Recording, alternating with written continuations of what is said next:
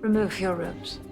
You can't imagine how depraved and perverted the nobles of some of ancient Rome were. They enjoyed watching slaves perform special shows, and when aroused, they'd even join in themselves. Moreover, the Romans who glorified force were particularly fond of bloody gladiatorial contests. As a result, slave owners competed to establish ludus to train powerful gladiators. To secure his position in the arena, Quintus orders his star gladiator Gannicus and the servant Melita to perform publicly to satisfy the noble Varus's peculiar tastes. After Varus promises to let Gannicus represent him in the wine festival games, Quintus excitedly celebrates with his wife Lucretia and the socialite Gaia. While they're indulging in unbridled excess, Quintus' father Titus suddenly returns. Quintus goes soft real quick, as Titus is still the head of the household. Unlike the ambitious Quintus, Titus is a very conservative slave owner. Hearing that his son has recently fallen out with Tullius, the noble in charge of the arena, he immediately stops his convalescence and rushes back from Sicily. Titus is furious with Quintus's impatient methods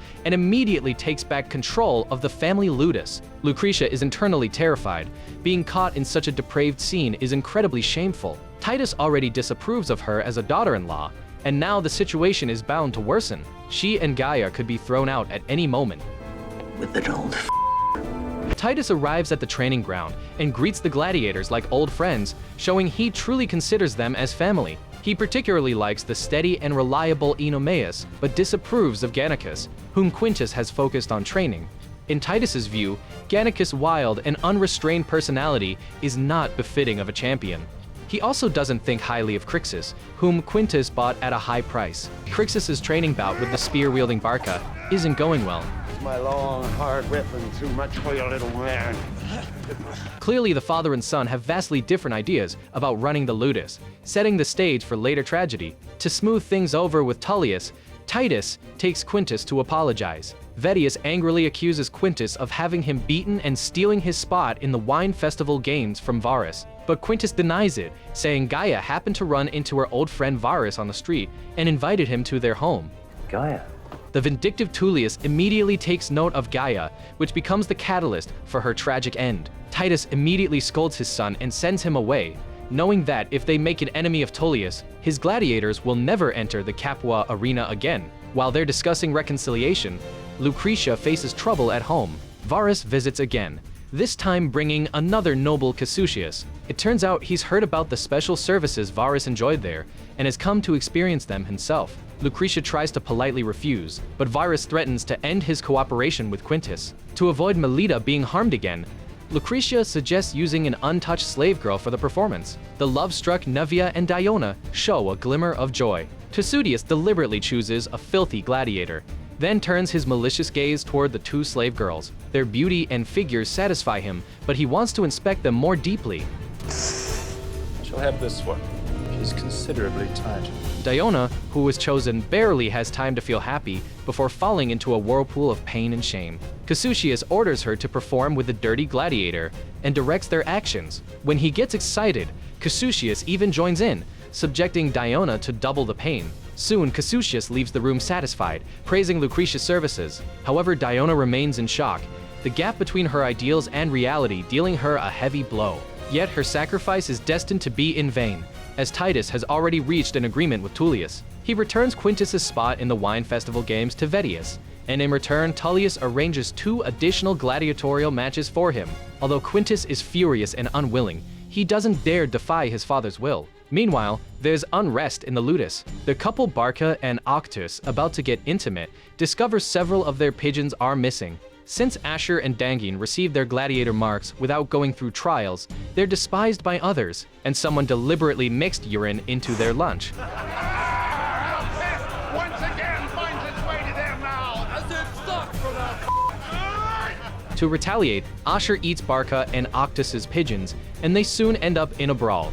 Asher calls for Crixus's help, but Trixus believes he's not qualified to join their fight as he hasn't earned his mark yet, which impresses Gannicus. At this moment, Titus returns to the ludus and is infuriated by the chaotic scene before him. He uses this opportunity to announce that they've lost their chance to participate in the wine festival games. Gannicus is thunderstruck. The pain he and Melita endured that night now seems like a cruel joke. In the 2 gladiatorial matches arranged by Tullius, he makes an exception by designating Strixus, who doesn't have a mark. Crixus is a low-quality slave Quintus bought from Tullius, who clearly wants to humiliate Quintus's judgment. But for Crixus, this is a dream opportunity, as he's been eager to show his skills in the arena. Unfortunately, Crixus is matched against Octus, who, like Barca, is a spear-wielding gladiator. Even though Crixus can now hold his own against Gannicus, he always loses to Barca. You are better matched against wooden men. His training time has been too short, and he lacks experience against long weapons. Seeing this, Oenomaus arranges for Gannicus to teach Crixus techniques for fighting spear-wielding gladiators, and Gannicus even gives him a practical demonstration. Early the next day, the 4 chosen warriors don their battle robes and say their final goodbyes to their brothers, knowing only 2 of them will return alive. Titus has no faith in Crixus, believing Octus trained in his traditional way is superior. Quintus disagrees but can't argue. The first match pits the spear-wielding Barca against the sword and shield fighter Gnaeus. In the first round, Barca is careless and gets cut on the abdomen, worrying the watching Octus. However, Barca quickly regains his composure. His spear and small round shield form a perfect offense and defense, leaving Gnaeus no openings. Even in close combat, Gnaeus can't gain any advantage. Finally, Barca seizes an opportunity and kicks Gnaeus into the audience stands. After taking a hard punch to the face, Gnaeus loses all fighting ability and becomes like a lamb waiting for slaughter. Fortunately, Varus spares Gnaeus to thank Quintus for his special hospitality, but Quintus doesn't feel relieved. Barca is exceptional, and Octus, who's about to fight Crixus, is even better. Crixus is equally nervous. This is both his debut and a fight that will determine his fate. Both he and Quintus have reasons why they absolutely can't lose. Do you wish to behold such miracle come to pass? That's all I desire. Then seize fucking glory and see us both proven worthy.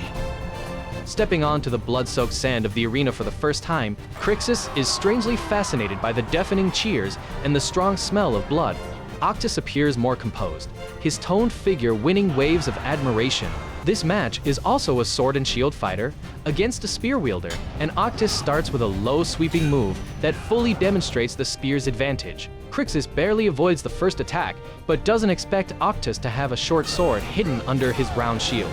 Caught off guard, Crixus loses his footing and soon gets cut on the chest. However, Crixus doesn't give up and manages to slash Octus's right leg. Octus wields spear to rival Mars himself, forces Crixus to retreat repeatedly, impressing the nobles in the VIP stands. Some spectators are so engrossed they fall into the arena. While Quintus's face darkens with growing despair, Octus leaps into the air, attempting to end the match with a powerful thrust.